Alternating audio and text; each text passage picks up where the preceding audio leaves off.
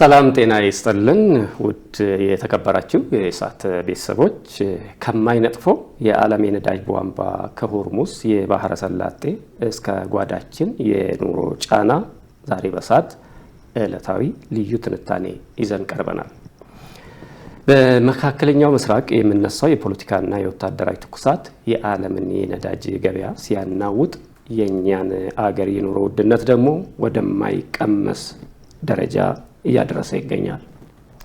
ነገር ግን ለዚህ ሁሉ የኑሮ እሳት መነሻው የሆርሙዝ ቀውስ ብቻ ነው ወይስ የዓለም አቀፍ ችግርን እንደ ጥሩ አጋጣሚ እና ሽፋን በመጠቀም በሙስና እና መልካም አስተዳደር እጦት የዜጎችን ኪስ የሚያራቁቱት የውስጥ ችግር ያለባቸው አካላት ናቸው?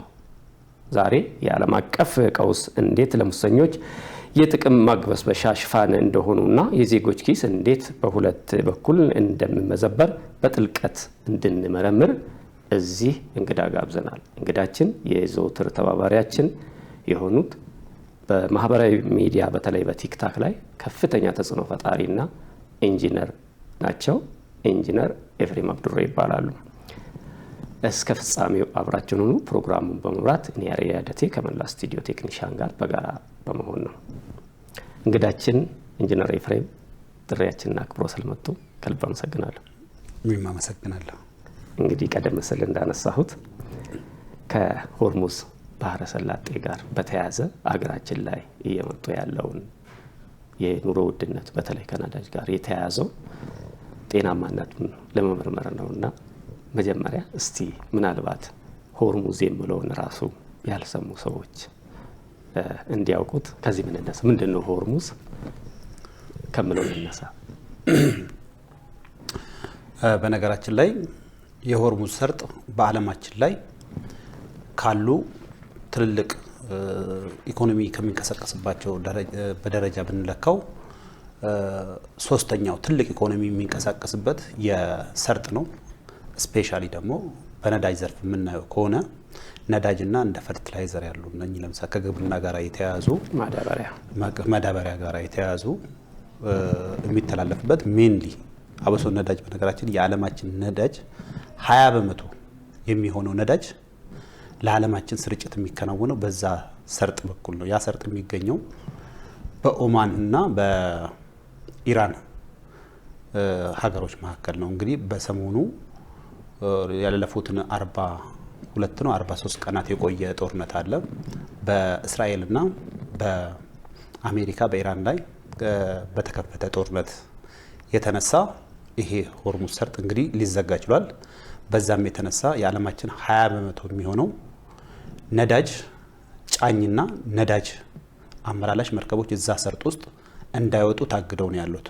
እንዳጋጣሚ ሆኖ በዚህ የተነሳ ለኢትዮጵያ ነዳጅ አቅራቢ ከሆኑ 3 ግዙፍ መርከቦችን በነገራችን ላይ ሳይወጡ እዛው ሰርጥ ውስጥ ነው ያሉት እና በዛ የተነሳ እንግዲህ ኢትዮጵያ ውስጥ ከፍተኛ የሆነ የነዳጅ እጥረት እንዲከሰት ምክንያት ሆኗል ማለት ነው እና ይሄ ሰርጥ ለኛ ቀጥተኛ የነዳጅ አቅርቦት ቀጥተኛ ተጽዕኖ እንዲሆን አድርጓል። መንግስትም በዚህ ነገር በነገራችን ላይ በጣም ትልልቅ ትግሎችን እያደረገ ቢያንስ እጥረቱን ቢፈጠር አብሶ ከናፍጣ ጋር ተያይዞ ከፍተኛ የሆነ መስተጓጎሎችን ለመቋቋም የተለያዩ ፖሊሲዎችን በማስተካከል እርምጃዎችን በመውሰድ የተወሰኑ ነገሮች ለመቋቋም ጥረት እያደረገ ነው። ስቲል ኢፌክቱ አለ ማለት ነው። የሆርሙዝ ሰርጥ የምናየው በዚህ መንገድ ነው። አሁን ዜጎች እንደምናገሩት ከሆነ በዚህ በሆርሙዝ ሰርጥ ምክንያት የተፈጠረው የነዳጅ እጥረት እንዳለ ሆኖ አገራችን ውስጥ ያለው የነዳጅ እጥረት ሰው ሰራሽ ነው ይላሉ። እርስዎ በዚህ ጉዳይ ላይ ሀሳብ አለዎት? ነገርየውን ትንሽ አገር ውስጥ ካለው ፖለቲካ አስተሳሰብ ምናምን ነገር ወጣ እናድርገውና ያለውን ነባራዊ ሁኔታ እንመልከት። በዓለም አቀፍ ደረጃ ዛሬ ለምሳሌ የአንድ ጋሎን ማለት ወደ 3.4 ሊትር 8 ሊትር የሚሆን አሜሪካ ላይ ዛሬ በፊት $2 ገደማ ይሸጥ የነበረው ዛሬ $4.8 እየተሸጠ ነው ያለው። እንደውም ወደ 4.8 የትናንትናውን ነው። በየቀኑ ጭማሪዎች በእጥፍ ጭማሪ እያሳየን ያለውና ይሄን ነገር ስናየው እንግዲህ እንደ ዓለም አቀፍ እኛም ነዳጅ አምራች ሀገር አይደለንም። የዚህ ተጽዕኖ ተጋሪ ነው የምንሆነው። እንደውም እኛ ሀገር ከነበረበት ምናልባት የ30 እና የ20 በመቶ ጭማሪ ነው ሊያሳይ የቻለው። ሌሎች ሀገሮች ላይ ግን ስናይ እስከ 100% ጭማሪዎችን ያሳዩ ሀገሮች አሉ። ከዛም በላይ 125 በመቶ ጭማሪ ያሳዩ ሀገሮች አሉ። በአንጻራዊነት ያለውን ጭማሪ መንግስት ተሸክሞ እንዳለ ነው የሚሰማኝ። ያለውን መረጃ የሚያሳየው እንደዛ ነው። አሁን እሱን አይደለም የምለው። ትልቁ ነገር ዜጎች የሚያነሱት የዓለም አቀፍ ችግሩ እንዳለ ሆኖ የሰው ሰራሽ እጥረቶች አሉ ነው። ሀገር ውስጥ የሆርሙዝ የነዳጅ ቀውስ በኢኮኖሚው ላይ ያሳደረው ጫና የታወቀ ቢሆንም ይህ ዓለም አቀፍ አጋጣሚ በሀገር ውስጥ ለሚፈጸሙ የሙስናና የብልሹ አሰራር ተግባራት እንደ ሽፋን እየተጠቀሙበት ነው የሚሉ ዜጎች አሉ። ይሄኛው ነገር በትክክል መንግስትም እየገለጸው ነው ያለው። ይሄን ነገር ለመከላከልም በነገራችን ላይ ስፔሻል ግብረ ኃይሎችን በመመደብ እነኚህ ነገሮች ለመቆጣጠር ጥረቶች እያደረገ ነው ያለው እንደ መንግስትም ማለት ነው። ግን ለምሳሌ ያህል በአንድ ነዳጅ እጥረት ባለበት ሀገር ውስጥ ለምሳሌ አንድ ነዳጅ ከሆነ ቦታ ወደ ሆነ ቦታ ሲሄድ ተመሳጥረው ያንን ነዳጅ እንግዲህ ማደያዎችና እነኚህ ስርጭቱን የሚሰሩ ሰዎች ይመሳጠሩና ነዳጅ እንዲኮበልል ወይንም ደግሞ በብላክ ማርኬት እንዲሸጥ የሚያደርጉ ሰዎች አሉ። እነኚህ ማይካር ነው። ሌላ ጉዳይ ደግሞ በጣም በሚገርም ሁኔታ እዚሁ ከተማ ውስጥ ራሱ የተሰለፉ ሰዎችን ተራ የሚጠብቁ ሰዎችን በመተው እንግዲህ ተራዎች ራሱ እስከ 20 ሺህ ብር 30 ሺህ ብር የሚሸጡበት አጋጣሚ አለ። እነኚህ በግለሰብ ደረጃ የሚከወኑ ቀጥተኛ ወንጀሎች ናቸው። እነኚህን ደግሞ ያው መንግስት በራሱ መንገድ ማስተካከያ እርምጃ እየወሰደባቸው ያለው አሉ። ግን አልፎ አልፎ ደግሞ የሚከሰቱ ነገሮች አሉ። እነኛ ነገር እንግዲህ መንግስት የሚያመናቸው ዲና የማይደረጉ ነገሮች ናቸው። ግን ምንድነው ሁል ጊዜ እጥረት በተከሰተበት ሰዓት ላይ እንዲህ ያሉ ነገሮች ሊከሰቱ ይችላሉ። ግን በማህበረሰቡም ትብብር በማድረግ ጥቆማዎችን በመስጠት እንደዚህ ያሉትን እንግዲህ የህግ ባለሙያዎችም ሊሆኑ ይችላሉ በመታገል እነኚህን ነገሮች እንዲቀንሱ በማድረግ እንግዲህ ሙስና መዋጋት አለብን ብዬ አስባለሁ። እኔ ፐርሰናሊ ግን ምንድነው በጠቅላላው ችግሩ አለ። ችግሩ ደግሞ የሚወልዳቸው የተለያዩ እንደዚህ አይነት ብልሹ አሰራሮች ከሙስና ጋር የያዙ ነገሮች ይኖራሉ። እንደውም በቅርብ ጊዜ በጣም ብዙ አመራሮች እንግዲህ ተይዘው ምርመራ እየተደረገባቸው እንዳለ የሚያሳይ ከከፍተኛ አመራር ጀምሮ ማለት ነው እና እየተደረገባቸው እንዳለ እንግዲህ በተለያየ ሚዲያ አውትሌቶች እየተነገረ ነው ያለው። ፊዚካሊም እያየን ያለ ነው። ምርመራዎች እየተካሄዱ ነው። መንግስት እንግዲህ ሊያደርግ የሚችለው ነገር እኔም እንደሚመስለኝ እነኚህ ነገሮች ነው። ግን ህብረተሰቡም ሞሮፍ ጥቆማዎችን በማድረግ እንደዚህ ያሉ ነገሮችን ወንጀሎችን በጋራ መከላከል መቻል አለበት ብዬ አምናለሁ። መንግስት እውነት ነው እርምጃዎችን እየወሰደ ነው። ግን ከታች ያለው አካል አፈጻጸም ላይ ከፍተኛ ክፍተት አለ ብሎ የሚያነሱ አሉ። ለምሳሌ በኮሪደር ልማት ምክንያት ነው ብሎ አንድ የመንግስት ባለስልጣን ይሄድና የግለሰብ መኪና ይዞ የሚቀዳበት። ሁለተኛ ትራክተር መንግስት ለልማት ለግብርናው ዘርፍ በሰጠው ትኩረት እንደምቹ አጋጣሚ በመጠቀም ሄዶ ትራክተር ከእርሻ ከማረስ አልፎ ነዳጅ ብላክ ላይ መነገድ ውስጥ ገብቷል። ይሄ ብዙ ከተማዎች ውስጥ እኛም ቴስት አድርገን ያየንበት ሁኔታ አለ፣ ታይተዋል። ከእንደገና የጸጥታ አካላት ነን የሚሉ የተያዙ አሉ፣ ሄዶ የሚቀዱ።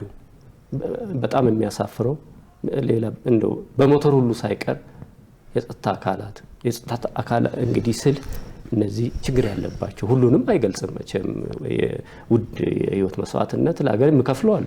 ግን እንደዚህ አይነት የሚያደርጉ ሰዎች አሉ። ቁጥጥሩም በጣም አስቸጋሪ ነው። ይሄንን እንዴት ነው የሚገልጹት? ምንድነው አሁን እንደው ከዚህ ውስጥ ከእንደዚህ አይነት ዜጎችን እንግዲህ ባገኘነው ምቹ አጋጣሚ እንድንዘርፍ የሚያደርጉ ነገሮች ምንድናቸው ይላሉ? ይሄንንስ እንዴት እየታዘቡ ነው? ሁሉ ጊዜ የሆነ የሪሶርስ እጥረት ባጋጠመ ሰዓት ላይ እንዲህ ያሉ የብልሹ አሰራሮች የሚገመቱ የሚጠበቁ ነገሮች ናቸው። ግን ምንድነው እነኛ ነገሮች ቁጥራቸው በጣም እየበዛ ሄዶ ህብረተሰቡን እንዳያማርር የተወሰኑ የማስተካከያ እርምጃዎች ይወሰዳሉ እና መንግስትም እያደረገ ያለው የሚመስለኝ እንደዚህ ነው።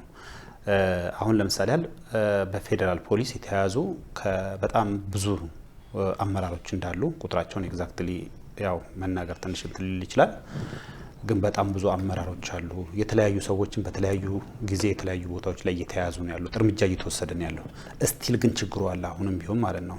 ማህበረሰቡም እንደው ያጉረመርማል እንጂ አሁን በእንደዚህ አይነት ነገር ላይ መረጃዎችን ተባባሪ ሆኖ እስከ መጨረሻው ድረስ ታግሎ የማስፈጸም ነገር ላይ ትንሽ ችግር አለ። ምንድነው የተሳሰረ ነገር ነው፣ እጥረቱ አለ። በጥረቱ የሚፈጠሩ ብልሹ አሰራሮች አሉ። እነኚህን ነገሮች መንግስትና ህብረተሰብ በጋራ ሆኖ ሊታገላቸው የሚገባው። ህብረተሰቡ የሚያነሳው ነገር በአንድ ጎኑ ትክክል ነው፣ በአንድ ጎኑ እንግዲህ ያለውን ነገር ምንድነው እያቻቻሉ ይህንን ችግር መወጣት መቻል አለብን። የማይካደው ነገር ምንድነው ኢትዮጵያ ውስጥ አሁን ከፍተኛ የሆነ የነዳጅ እጥረት ተፈጥሮ ነበረ። መንግስት በነገራችን ላይ አሁን በቅርብ የወጣ አንድ እንትን አለ፣ ሪፖርት አለ፣ ቅድሚያ ለሚሰጣቸው ሴክተሮች ብሎ የለያቸው አሉ። ለምሳሌ ከግብርና ጋር ተያይዞ ያስቀመጣቸው አሉ። እነኚህ ስፔሻል ትኩረት የሚሻቸው ዘርፎች ለይተው ለነኚህ ዘርፎች በቅደም ተከተል ብሎ ያስቀመጣቸው እንትኖች አሉ እና እነኛን ትንንሽ የአውትሌቶች በመጠቀም እንግዲህ የራሳቸውን ጥቅም ለማካበት የሚጥሩ ሰዎች አሉ። እነኚህ ሰዎች በሚሰጡ ጥቆማዎችና እንግዲህ ክትትል በማድረግ እርምጃ እየወሰዱ ነገሮችን እያስተካከሉ መስመር እያስያዙ መሄድ ነው እንጂ የሚሻለው ከዚህ የተሻለ ነገር ሌላ ምን ሊደረግ ይችላል? እና እንደዛ ነው መንግስትም እያደረገ ያለው እንደዚህ ያለ ነገር ነው እኔ እስከማየው ድረስ ማለት ነውና በመንግስት ደረጃ ዜጎች እያሉ ያሉት እኮ በመንግስት ደረጃ ችግር የለም። መንግስት ማድረግ ያለበት ህግ ነው አይደለም የሚያወጣው። እጥረቱ ተፈጠረ አይደለም። ለምሳሌ ለጸጥታ አካላት ቅድሚያ፣ ለጤና፣ ለግብርናው ዘርፎች ቅድሚያ ብሎ የሰጣቸው አሉ። ለምሳሌ ትራክተር አሰልፎ ነዳጅ የሚቀሽብን የሚሸጥን ብላክ ላይ የሚሸጥን ሰው ህግ ማውጣት ብቻ ምን ዋጋ አለው? አፈጻጸም ከሌለው ምን ዋጋ አለው? አፈጻጸም ላይ ችግር አለ እየተባለ ነው። መንግስት አሁን አንዳንድ ሰው መንግስት ሲባል ጠቅላይ ሚኒስትሩ ሄዶ እሳቸው ተናግረዋል ከዚህ በፊት ሄዶ ትራክተሩን ይዞ እንዲያስርለት የሚፈልግ አለ። ጠቅላይ ሚኒስትር አንድ ሰው ነው። ከታች ያለው ላይ እርምጃ የሚወስደው አካል የጠቅላይ ሚኒስትሩን መውደቅ የሚፈልጉ ሰዎች ናቸው ወይስ ምንድን ናቸው ብሎ ነው የሚያስቡት? እርስዎ ከዚህ ማህበረሰብ የተለዩ አይደሉም። ማነው ጠቅላይ ሚኒስትሩ ወርዶ እርምጃ እንዲወስድ ነው ወይንስ እንደው መልካም ገጽታውን ብቻ እያወራን ሌላውን ነገር እየደበቅን ንጉሥ ወይ ሺህ ዓመት ይንገሱ ነው ማለት ያለብን? መናገር የለብንም ወይ እንደ ዜጎች? መንግስት ይኸው ፖሊሲውን ካወጣ ህግ ካወጣ በዛ ህግ መሰረት ከታች ያለው ማስፈጸም ከሆነ ያ የማይጠይቅበት ምክንያት ምንድን ነው?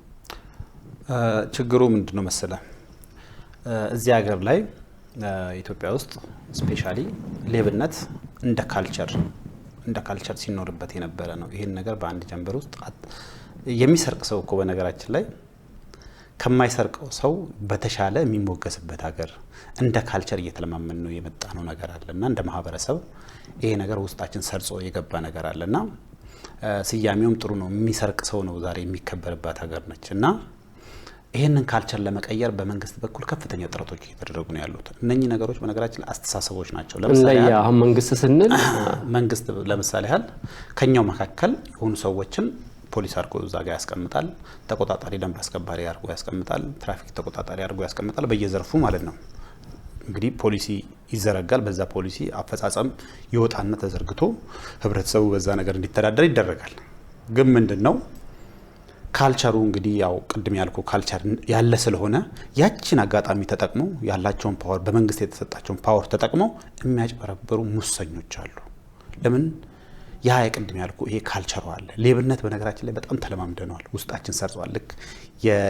ልክ ደም ስራችን ውስጥ እንደሚዘዋወረው ደም ሁሉ ኢትዮጵያ ውስጥ በነገራችን ላይ ሙስና ካልቸር ሆኖ ለብዙ አመታት ላለፉት 30 ምናምን አመታት ሲሰራበት የነበረ ነገር ነውና ይሄንን በአንድ ጀንበር መቅረፍ አይቻልም። ግን ምንድነው ቀስ በቀስ ነገሮቹ እየተሻሻሉ እውነት ለምሳሌ ያህል ማለት ነው በበፊቱ አሰራር ቢሆን ኖሮ እንዲህ አይነት ነገር ተፈጥሮ እኔ እውነት አንዳንዴ ሳስበው ይሄ መንግስት እድለቢስ መንግስት ነው።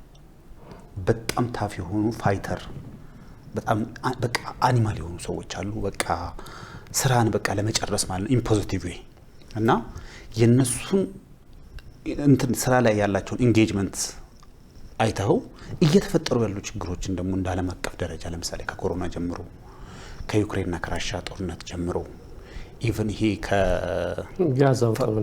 ከጋዛው ጦርነት ጋር ተያይዞ የተፈጠረ ዓለም አቀፍ ትልልቅ ኢኮኖሚ እንትኖች አሉ፣ ዲስትራፕሽኖች አሉና እነኛን ሁሉ ተቋቁሞ ስቲል ግን ማለት ነው የተወሰኑ ፖሊሲዎችን እየቀየረ ቢያንስ እቺን ሀገር በነገራችን ላይ ለብዙ ዘመን ተዘግታ የነበረችን ሀገር ለመቀየር እያደረጉ ያሉትን ጥረቶች ስታይ የሚሰሩ በነገራችን ላይ እምትነካቸው ስራዎች አሉ በየቀኑ የምታያቸው ማለት ነው። ላንተ ራሱ አይደለም ከውጭ ለሚመጣ ሰው ላንተ ራሱ ስትሄድ የምትደመምባቸው ማለት ነው። አንድ ጊዜ ከዚህ ድራይቭ እያደረኩ ወደ አዳማ እየሄድኩኝ አዳማ ሰርፕራይዝ አደረገኝ።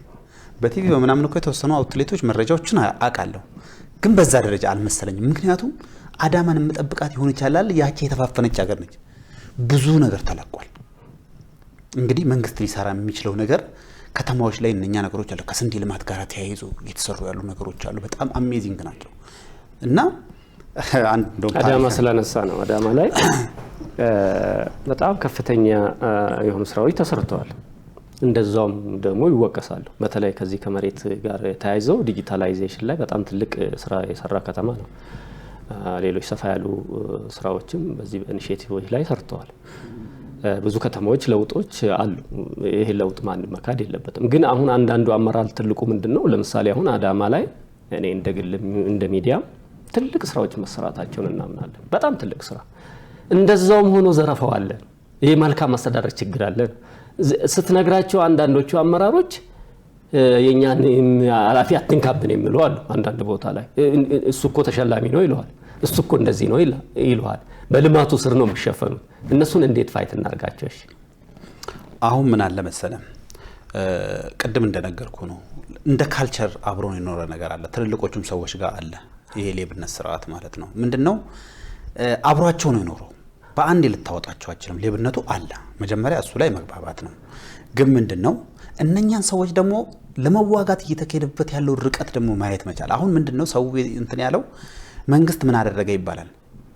እንዳለ የአንድ ወረዳን አመራር በሙሉ አስሮ እስከ መርምሮ እስከ እንትን ማለት ድረስ ደርሷል።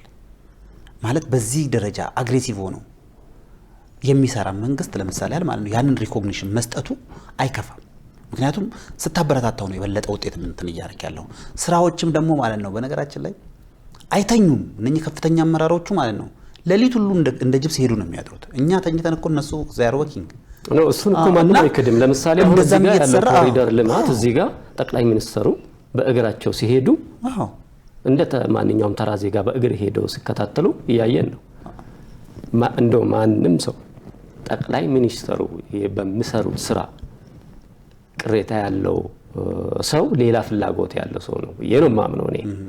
ነገር ግን እሳቸው የሚሰሩትን ሩቡዋን እንኳን ሌሎች መስራት አልቻሉም። እሳቸው በሚያወርዱት ለምሳሌ እኛ ያጋጠመንን እንደ ምሳሌ ላንሳ። ለምሳሌ የገጠር ኮሪደር ብሎ አመጣ ኢኒሼቲቭ። አርሶ አደሩ የመንገድ የመሰረተ ልማት፣ የጤና፣ የትምህርት፣ የማብራት፣ የቴሌ አገልግሎት እንዲያገኝ የገጠር ማህበረሰባችን ከዚህ በፊት የነበረው የኑሮ ዘይቤ እንዲሻሻል አመጣ። ደቡብ ላይ አይተናል እንዴት ያማረ መንደር እንደተሰራ ማለት ነው የገጠር ኮሪደሩ ላይ። ይሄ ነገር ሲመጣ ለምሳሌ ምን ሀፕን አረገ? ለምሳሌ እኛ ጋር ለምሳሌ አዳማ ከተማ ባቴ ገርማማ የሚባል ቀበሌ ላይ እንሰራል። የቀበሌው አመራር መሬት ዘረፋ ላይ ነው የገባው። ያም ቤት ደግሞ 3 ሚሊዮን ብር የሚያወጣ ገንዘብ አውጥተው ስራ አሉት። ገበሬውን አስጨነቁት። በሬውን እንዲሸጥ አረጉት። ጠቅላይ ሚኒስትሩ ይዞ የመጡት ራዕይና እዛ ጋር የተሰራው ነገር አይገናኝም። ይሄን ለሚመለከተው አካል ከተማውን ለሚመራ አካል የሆነው በወንጂ ወረዳ ዳቤ ክፍለ ከተማ ደንበላ ክፍለ ከተማ ወንጂ ወረዳ ባቴ ገርማማ ዞን ነው። ይሄን ለከተማ አመራሮች ስትነግራቸው ውሸት ነው ይሏል። አርሶ አደሩ በተጨባጭ በቪዲዮ ቁጭ ብሎ ለኛ መረጃ ሰጥቶናል። እንደውም ያንን ትተው ምንድነው የሚያደርጉት? ይሄን መረጃ ሊሰጥ የሚችለው ማን ነው? አካባቢ ላይ አክቲቭ ማን ነው ብሎ እነዛን ሰዎች ማሰር ብቻ አይደለም ከፍተኛ ድብደባም ፈጽሞባቸው። ለምሳሌ እዛ በተጨባጭ እዛ ጋር ያሉት አመራሮች እንደውም የዳሃ ብለን መንግስት እንዲሰራልን እናደርጋለን። መሬት አምጣ ወይንም ይሄን ያህል ብር አምጣ። ያንን ያላመጡ ሰዎች ችግር ውስጥ ወደቁ። አመራሩ የዳህዳህ ብሎ ቤተሰቦቹን እዛ ውስጥ ሰክስቦ ተጠቃሚ ነው የሚያደርጉ። ይሄ ጠቅላይ ሚኒስትሩ ራዕይ ነው? ጠቅላይ ሚኒስትሩ ይሄንን ሌብነት ሊያስፋፋ ነው የወረደው? እኔ እኮ ህዝቡ ለምሳሌ አሁን የሚመጣው ምርጫ ጠቅላይ ሚኒስትሩንና የተወሰኑትን አመራር ካልሆነ በስተቀር ከታች ያሉት አብዛኞቹ ሌቦች ናቸው። በልግጥ እንደው በዚህ ደረጃ አሁን እንደዚህ ያው የምርጫ ሰዓት ስለሆነ እንደዚህ ነው ብለን ባንልም አሁን ማንንም የሚክድ ሰው የለም። ቅድም እንዳልኩት ጠቅላይ ሚኒስትሩ ሰራው። ግን እዛ ጋር እየተሰራ ያለው እሳቸው በሚያወርዱት በሰሩት ባሳዩት ውጤታማ በሆንባቸው ስራ ስር እየተሸሸጉ ሌብነት ያከናውናሉ። መረጃም ሲሰጣቸው ዜጎችን ነው አታክ የሚያደርጉት። ዜጎች እንዴት ይተባበሩ? ዛሬ እኮ ብትናገር ቶርች ያደርጉሃል። ምናልባት ቶርች የምለው ቋንቋ የራሱ እንትን አለው አይ ቲንክ በጸጥታው እንትን ትንገላታለህ፣ ትታሰራለህ። 2 ወር 8 ወር ዝም ብለህ እንደ ሸኔ ብዬ አስራለሁ ይላል። ሸኔ ብሎ ያስራል። ይሄ በተጨባጭ የታየ ነው። የስም ማጥፋት ዘመቻ አይደለም። ይሄን የምናገረው በመረጃ ያለ ነው። ሶ ምን ይላል እስቲ ይሄን ነገሮች እኔ መሐንዲስም አይደለው። እኔ መሐንዲስ ደግሞ ስትሆን ምንድነው ቁጥር ነው አይምሮ ውስጥ የሚሄደው ማለት ነው። ሁሌ አንድ ነገር ለመስራት አንድ ነገር እየጣልክ አንድ ነገር እያነሳ ነው የምትሄደው በኮንስትራክሽኑ ዓለም ውስጥ ማለት ነው። ለምሳሌ ያህል የሆነ ነገር ስትሰራ 10 ጥለህ 100 አንሳ ነው የኛ ማይንዳችን ማለት ነው። የሚሰራው በዛ ነው። እኔ አሁንም ካልኩሌት የማደርገው ምንድነው እንደው በአገር አቀፍ ደረጃ እነኚህ የሚባሉ ነገሮች ችግሮች አንድ ቋት ውስጥ አስቀምጣቸዋለሁ። እንደ ማህበራዊ ሚዲያ ላይ እንደ ችግር ተጽዕኖ እንደሚፈጥር ሰውም ያውሩኝ እንደ ኢንጂነር ብቻ እነሱን ታስቀምጥና ቫልዩ ታደርጋቸዋለህ። ልክ ሚዛን ላይ ታስቀምጣቸዋለህ ማለት እየተሰራ ያለውን ነገር ሚዛን ላይ ታስቀምጣለህ። ኢትዮጵያን ደግሞ እንግዲህ ላለፉት ብዙ አመታት ኖረንባታል አይደለ?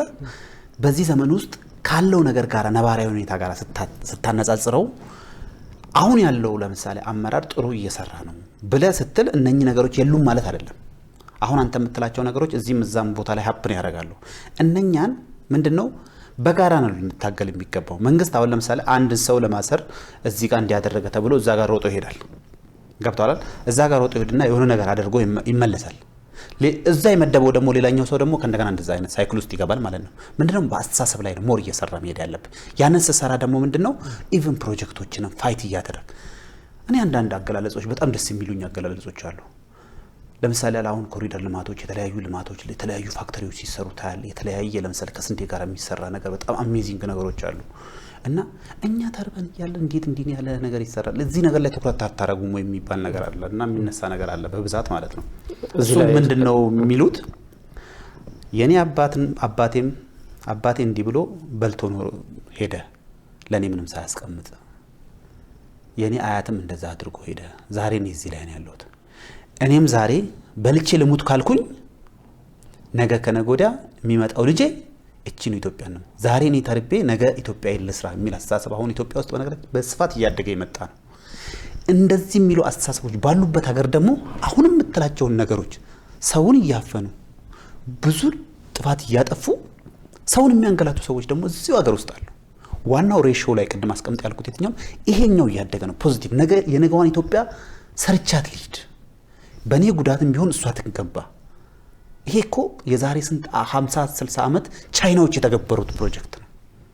ብዙ ሰው ሳክሪፋይ አድርጎ የዛሬዋን ቻይና በዓለም ላይ ከቁጥር አንዱ አሜሪካ ጋር ተገዳዳሪ የሆነችን ሀገር መስርቶ ሄዷል።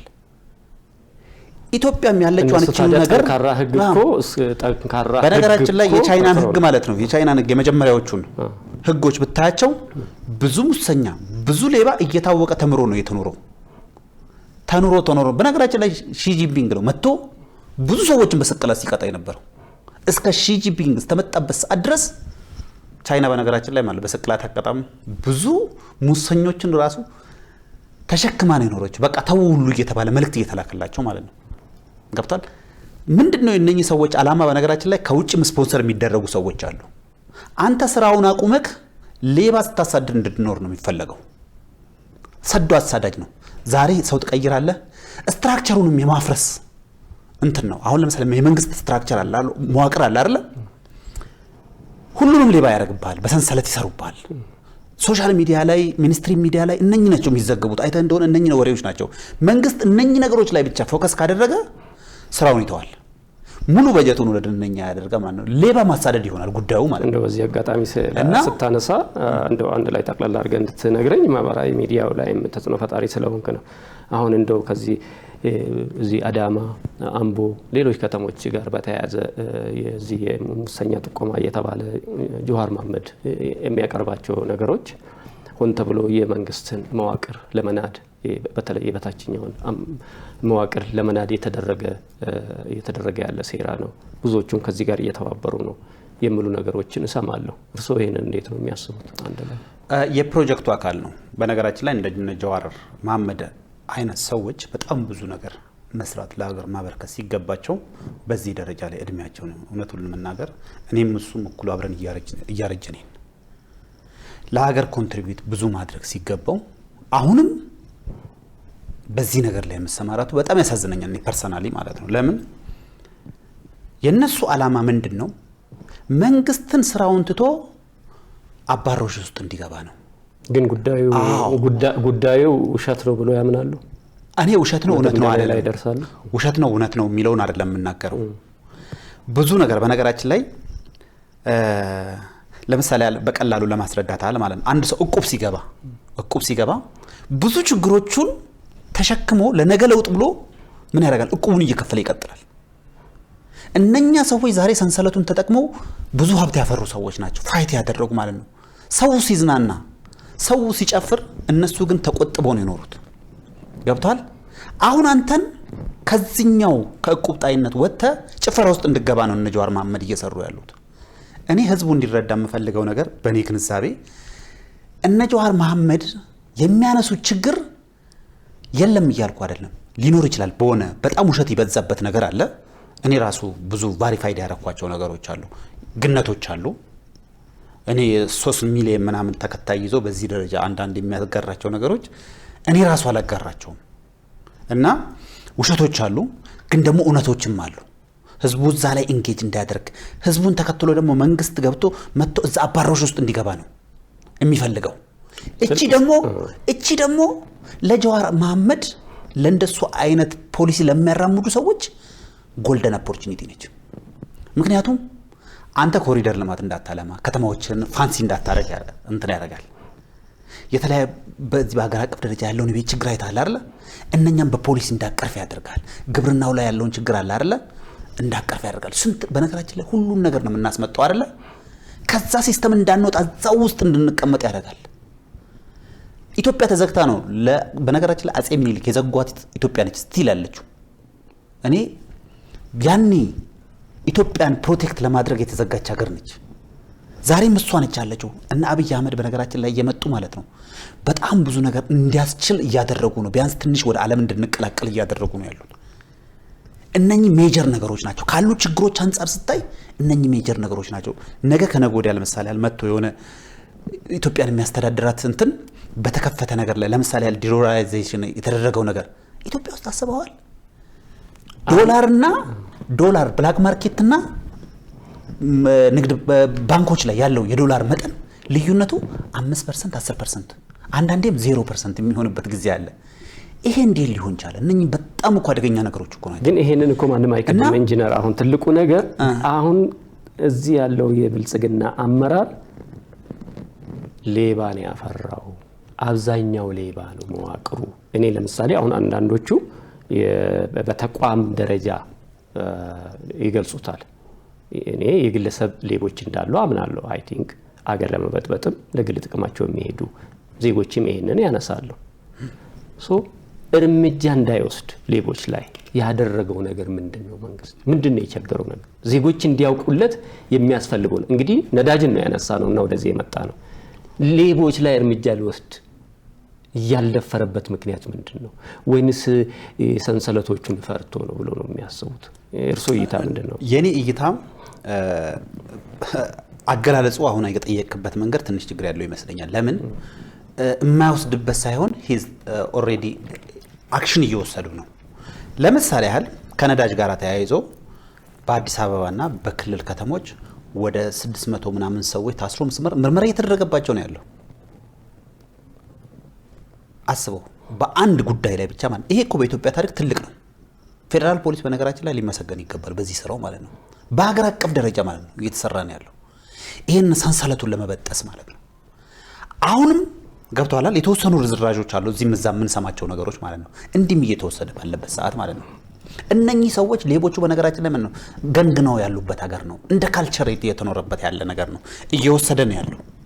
ግን ምንድነው እኔ እያልኩ ያለሁት ሙሉ ለሙሉ አሁን ምንድነው ይሄ ሚዲያው ፕሬሸር የሚያደርገው አብሶ ውጭ ላይ ያሉት እነኚህ ተቃዋሚ ነን ብለው እኔ እንጃ ምን እንደሚፈልጉም ኤግዛክትሊ አላቅም የሚሰሩ ሰዎች ሙሉ ለሙሉ መንግስት ግብርናውን ትቶ ኢንዱስትሪ ልማቱን ትቶ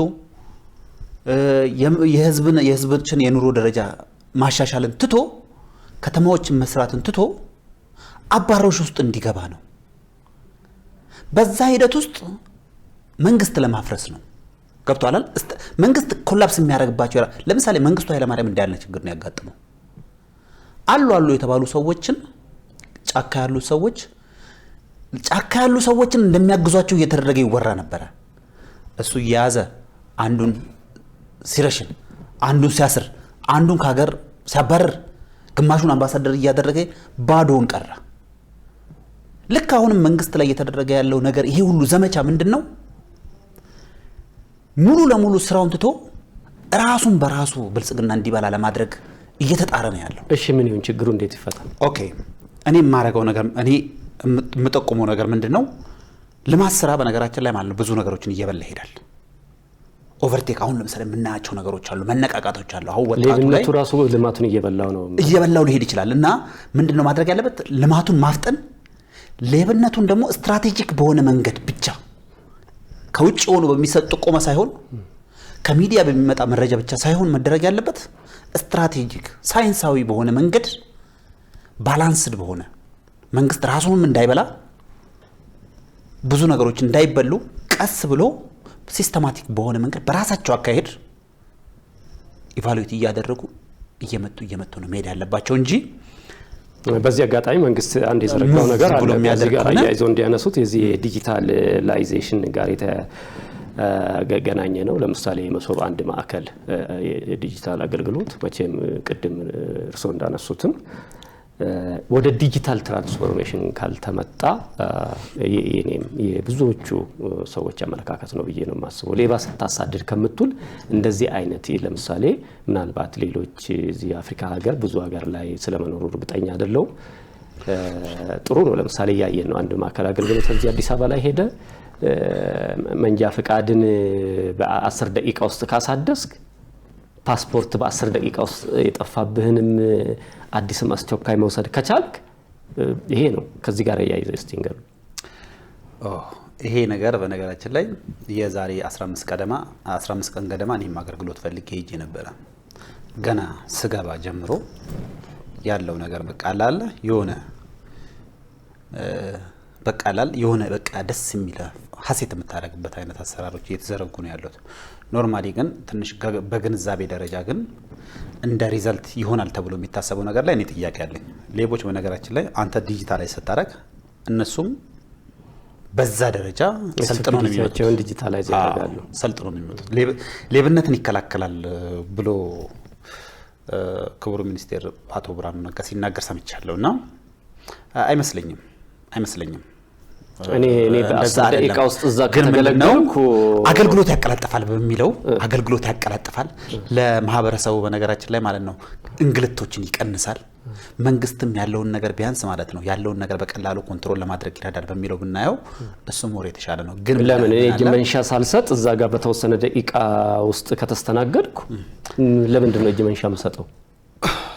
አሁን ለምሳሌ እኔ እዛ ጋር ያሉት አገልግሎቶች ብዙ የእጅ መንሻ የሚሰጥባቸው አገልግሎቶች ምናምን ናቸው ብዬ አላምንም እኔ ፐርሰናሊ ማለት ነው። ሰዎች የራሳቸው አገልግሎቶች ወደዛ የሄዱት ወደ አንድ ማዕከል ያልሄዱ አሉ የሚል እምነት አለውት። እንደዛ አይነት ሳይሆን አገልግሎቶች ኢንክሉድ እየተደረገ ይሄዳል። ምንድነው መሰለ ይሄ የሌብነት ሰንሰለት ለምሳሌ መሬት ላይ የሚሰሩ የሌብነት ሰንሰለቶችን ኮንትሮል ለማድረግ በእንደዚህ አይነት መንገድ አትችላቸው። ምክንያቱም ኦሬዲ ሲስተሙን ኮራፕት ያደርጉባል። እንግዲህ እነኛ ሰዎች ማለት ነው ቀስ እያልክ ነው እየበላሃቸው መሄድ ስትራቴጂክ በሆነ መንገድ ማለት እሱ አንድ አጋዥ ቱል ነው ሊሆን የሚችለው እንጂ አይከለከልም። ስትራቴጂክ በሆነ መንገድ ለምሳሌ ያህል ኢካርታ የሚባል አሰራር እየዘረጉ ነበረ። በሆነ በጣም በማይረባ ነገር ሁሉንም ነገር አበላሽተው ሄዱ ማለት ነው። መንግስት ያለውን ነገር በጣም ብዙ ቢሊዮን የሚቆጠር ነገር ሪሶርስ እንዲያጣ ተደረገ። ሞኖፖሊ ነው ይሄ ሀፕን ያደረገው። ሞኖፖሊ ተደረገ። የት አካባቢ ነው? እዚህ አዲስ አበባ ውስጥ። እና ምክንያቱም እንደ ጥቆማ መለደርሳቸው ምንድነው መሰለ ሲስተም የሚዘረጋው በሰው ነው፣ የሰው ማይንድ ነው።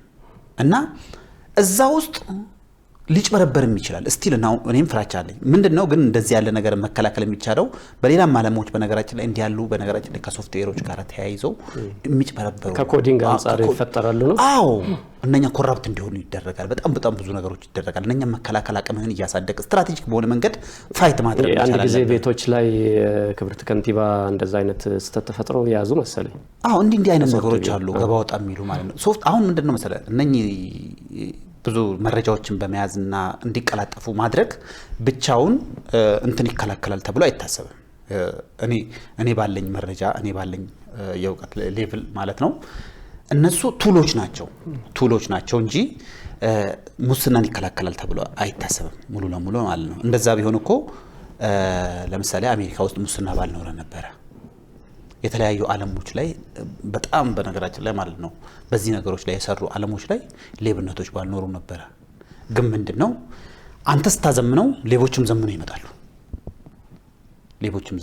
አንደኛ በአስተሳሰብ ደረጃ መሰራት አለበት እንደ ፖሊሲ። ለምሳሌ በሰዎች ለሌብነት ያላቸውን ግንዛቤ በመቀየር ሀገራቸውን እንዲወዱ በማድረግ ምናምን ነገር ከልጅነት ጀምረህ እየሰራ ትመጣለህ። ሀገር አሁን ለምሳሌ ብዙ ሰው ለሀገሬ ምን አደረገችልኝ የሚል ነገር አለ። ነባራዊ ሁኔታ ነው። አሁን ለምሳሌ ከ5 ከ6 ዓመት በኋላ የምታገኘው ወጣት ልጅ አገሬ ምን አደረገችልኝ አይልም። ቢያንስ ትምህርት ቤት ውስጥ እየተመገበ አድጓል። ዩኒፎርም እየተገዛለት አድጓል። አገር እያደረገችለት ነው። ልብስ እየተገዛለት አድጓል። ይሄ እኮ እኔ ከገንዘብ አንፃር ብቻ አይደለም። እኔ ለሀገር ምን አደረኩ ብለን ሳናስብ አሁን እሱን ለማምጣት ገብቷላል። በፊት ምንም ሳይደረግልህ አይነት ስሜት ነው ለሀገር እንድታደርግ የምትጠየቀው። አሁን ግን ቢያንስ ከቤት ወጥተህ ቁርስ በልተሃል። ቢያንስ እኮ ኢትዮጵያ እኮ በባርነት እንዳንገዛ እሱ ያኛው ነው።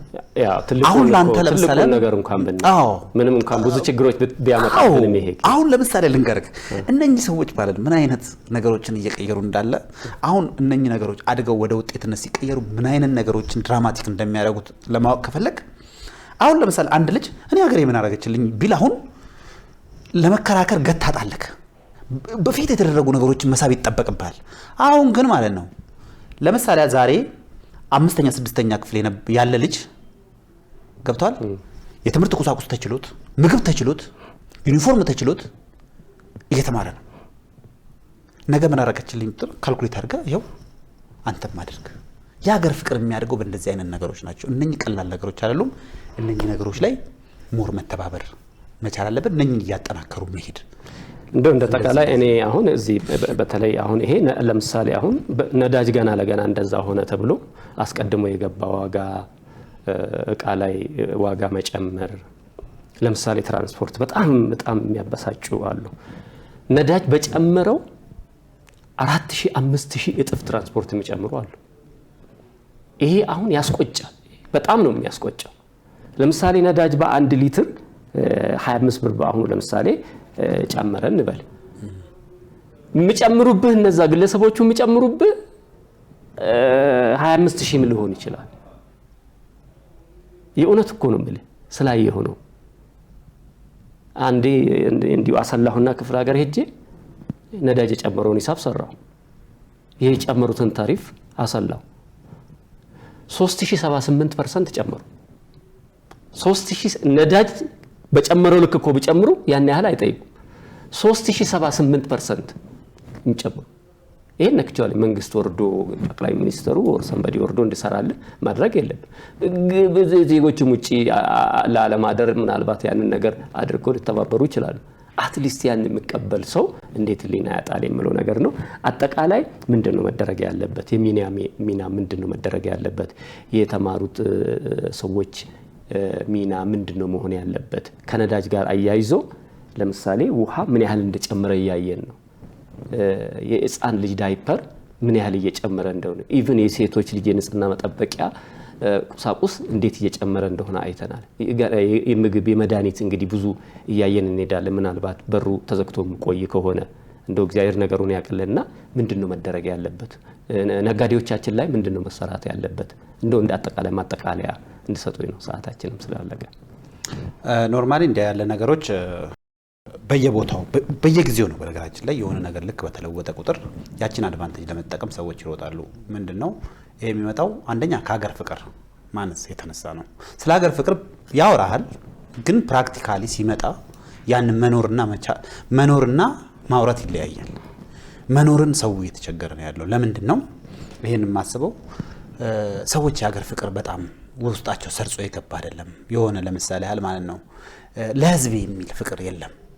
አሁን ይህንን በጣም የሚገርም ነገር አንድ መኪና ያለው ሰውና ይህንን ድርጊት 10 ፎቅ ያለውም ዘሴም ስራ ይሰራል። ዘሴም ያችን አድቫንቴጅ መጠቀም ይፈልጋል። 10 ፎቅ ኖሮት አንድም መኪና ኖሮት ሁለቱም ማጭበርባሪ ከሆኑ ምንድነው ችግሩ? የሲስተም አይደለም። ይሄ የሀገር ፍቅር፣ ስለ ሀገር ያለን ግንዛቤ፣ ስለ ህዝብ ያለን ግንዛቤ። ለምሳሌ ያህል አንተ ላይ እኔ 2000 ብር አድቫንቴጅ ለምን ልጠቀምብህ እሄዳለሁ? እነኚህ ከሀገር ፍቅር ጋር የሚያያዙ ነገሮች ናቸውና እነኛ ነገሮች ላይ መንግስት የሆነ ጊዜ ላይ በጣም እየሰራባቸው ነበርና አሁን ትንሽ የላላ ነገር አለ። እነኚህን ነገሮች እንደ ፕሮጀክት ነው መሰራት ያለባቸው። ከሃይማኖት ተቋማት ጋር በነገራችን ላይ ተቀራርቦ መስራት መቻል አለበት። ሰዎች በስነ ምግባር ደረጃ መታነጽ አለባቸው። እንደዚህ አይነት ነገሮች ሰዎች ዛሬ እኮ ማለት ነው ሰዎች ላይ እርምጃ ሲወስዱ ሁለቴ ማሰብ አቁመዋል። አንድ ሰው አብረው የኖርኮ ሰው እኮ በነገራችን ላይ በጣም እርምጃ ይወስድብሃል፣ እስከ መግደል ሊደርስ ይችላል። ፍቅር ቀንሷል። እርስ በርስ ያለን ነገር ዛሬ እኮ ማለት ነው ሰዎች የሆነ በጣም መጥፎ ነገር ሰይጣን የማያደርገውን ነገር እያደረጉ ቪዲዮ ሪከርድ አድርገው ራሳቸውን ሪከርድ አድርገው ይለቃሉ። ምንድነው ለህዝቡ ለእርስ በርስ ያለን እንደ ሀገር ይሄ በቃ የሀገር ፍቅር ስሜትን ማሳደግ በየሁሉም ዘንድ እንትን ማድረግ ምናልባት ትንሽ ጊዜ ሊወስድ ይችላል። እንደዛ ማድረግ ቢቻል የመንግስት ብቻ አይደለም፣ እያንዳንዱ ኮሚኒቲ በራሱ የሆነ አደረጃጀት ሞር ሲገናኝ እንዲያሉ ነገሮችን በማውረድ ዲስከስ በማድረግ በደብሮች ላይ ለምሳሌ ያህል በቤተ እምነቶች ውስጥ እንደዚህ አይነት ነገሮችን በመወያየት ነገሮችን የሰዎችን አስተሳሰብ ስብዕናቸው እንዲያደገ ማህበረሰብ እንዲኖር ማድረግ እነኛ ነገር ሲኖሩ ለምሳሌ ያህል ውሃ ላይ መጨመር ያለበት መጨመር አለበት። ልክ ነው። ኮስት የሆነ ነገር ያረጋቸዋል። ገብቷል። በሰንሰለት ማርጂኑ ላይ የሆነ ነገር የተወሰነ አሁን ለምሳሌ ልንገር አይደለ ከኔ ይሄን አልጣ ከነሱ ይሄን አልጨመር በጊዜ ሂደት እንዲያሳደጉት ይላል። ገብቷል። ኳሊቲን ለምሳሌ ደግሞ ማለት የፕሮዳክሽን ሲስተምን በማስተካከል የተወሰኑ ኮስቶችን ማዳን ይችላል ምናምን ተብሎ መታሰብ መቻል አለበት። ይሄ የሀገር ፍቅር ነው። ከመንግስትም በኩል ያሉ አብሶ አስፈጻሚዎቹ ሞር የህዝብን በቃል ህዝብ ምን ያህል ጠቃሚ እንደሆነ መማር መቻል አለባቸው። አሁን ከሁለቱም ጎን መሰራት መቻል አለበት። ለምሳሌ ግብር የሚሰበስቡ ሰዎች፣ አንዳንድ ጉዳይ የሚያስፈጽሙ ሰዎች ኢቭን መንግስት ስትራክቸር ውስጥ ራሱ ተቀምጠው ይሄው ከዚህ ማህበረሰብ ደሞዝ እየተከፈላቸው እየበሉ እያደሩ ልጆቻቸውን እያሳደጉ ኢቭን ይሄን ተመልሰው ይሄን ማህበረሰብ የሚያሳቅቁ ሰዎች አሉ። እስከ መደብደብ የሚደርሱ አሉ። የሚያንገላቱ ሰዎች አሉ። እንግዲህ ምንድነው ይሄ የህብረተሰቡን ስብዕና ደረጃ ከፍ ብታደርገው ምናልባት ኮሙኒኬት የምናደርግበት ነገር ጀምሮ በምንሰጣቸው አገልግሎቶች መካከል ራሱ የምናስከፍለውን ነገር በዛው እያስተካከልን እንሄዳለን ብዬ አስባለሁ። ይሄንን ለማለት ነው። እንግዲህ አረዘምኩ፣ በጣም ይቅርታ። ኢንጂነር ኤፍሬም አብዱሮ ከፍተኛ የማህበራዊ ሚዲያ ተጽዕኖ ፈጣሪ እንዲሁም ከፍተኛ የውሃ መሐንዲስ፣ ጂን ቃል ቅድም አልተጠቀምኩም፣ ለሰጡኝ ሰፊ ማብራሪያ ከልብ አመሰግናለሁ። አንተም ጠርተኸኝ እዚህ ድረስ ያው ሀሳቤን እንዳጋራ ስላደረከኝ ከምር በጣም አመሰግናለሁ። ቴንክ ዩ። አድማጭ ተመልካቾቻችን ለዛሬ ያዘጋጀነው ሳተላይት ዝግጅት በዚህ ላይ ተጠናቀዋል። ስለ ተከታተላችሁን ከልብ እናመሰግናለን።